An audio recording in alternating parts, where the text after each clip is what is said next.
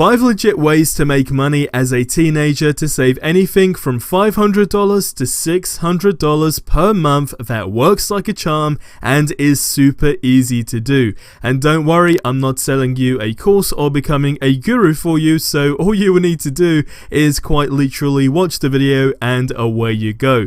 Let's cut straight to these because I can guarantee you that you'll have a ton of fun with them, and stick around to the end of the video because it's a very cool thing to do. But let's get into the first one, which is basically tied into two separate things, but it is to create YouTubers' thumbnails or create their intros.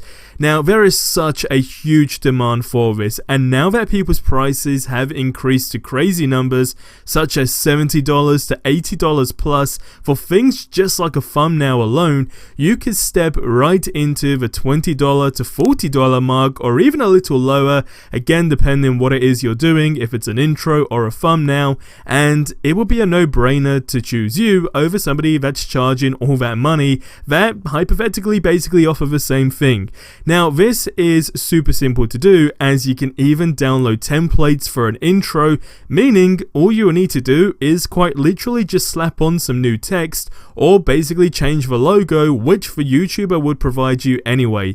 But if you can do at least 4 different YouTubers per week at, let's say, $40 a week, right? $40 per client or per YouTuber, let's say, that takes you straight into the $600 plus mark per month. And even better, if the YouTuber likes your work and uploads frequently as well, you may even end up with a solid monthly rate, which is very cool because, I mean, you could be earning the big bucks in a very short amount of time, providing that they just like your work. Number 2 is manage a business social media account. Again, extremely easy because we all have social media. Now, most people know at least one business owner, whether it's a family member, a friend of a friend, or a friend's parent, whatever it may be, you will know somebody, or someone who you know will know somebody. Now, in times like this year, every business has pushed more into the online scene, but majority don't really get how social media works, from the basic things such as how people react or what people actually like to see. So you can step right in and offer to help manage their page and just post and respond to inquiries, or just forward the inquiries to the business owner. Now, it's the easiest thing to do, and you could charge something small like $100 or $200 a month to just manage it. Like, there's nothing else to it. All you need to do is make sure you're logged into the account and just post whatever it is related to the company. You can use some GIFs, you can use all that good stuff, and they'll love it. And then you can ask for referrals from the business owner, as I'm sure they'll also know another business owner, and before you know it, you'll probably find yourself ending up in a snowball effect, meaning you're just rolling, picking up all these business owners' social media accounts, making a nice chunk of money per month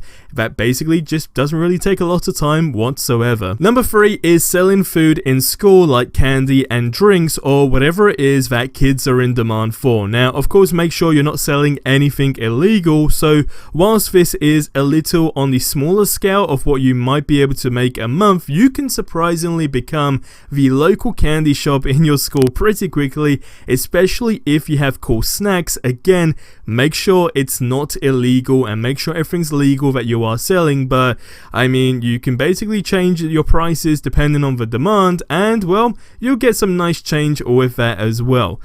Number 4 is buying and reselling sneakers. Now, using sites such as StockX makes things like this just that extra bit easier. Now, exclusive sneakers are a very, very big market, and if you can get a sneaker on launch day and then resell them a few days after, once they're basically just out of stock and not restocking for a good couple of months, or even discontinued as a whole, then it opens up for a huge profit margin, which you can always then reinvest into further sneakers to move up the ladder more of exclusivity for that sneaker, right? And Yeezys would be a prime example of sneakers that just time and time again proof that this concept does work, and there are people that would pay crazy money just to get that exclusive sneaker or whatever it may be, right? It works all the time and it's super straightforward to do. Number 5 is going back to YouTubers, but it's to edit a YouTuber's videos, because seriously, most don't have time or just absolutely hate that process of editing their videos. Now, again, it could be as simple as cutting clips of, let's say, a 1 hour footage